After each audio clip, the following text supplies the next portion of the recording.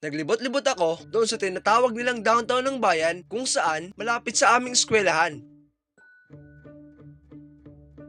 Magandang araw, maaga pang natapos ang aming pasok at naisipan kong maglibot-libot muna doon sa mismong bayan malapit sa aming paaralan. At dahil mag-isa lang ako, kaya tara, samahan niyo muna ako.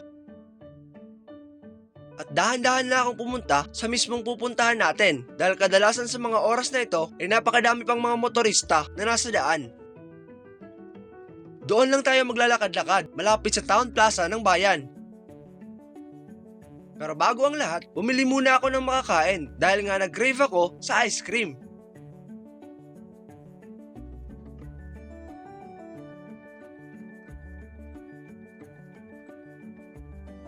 At habang ako'y kumakain, uupo muna ako dito lang sa may tapat ng mismong historical church ng bayan.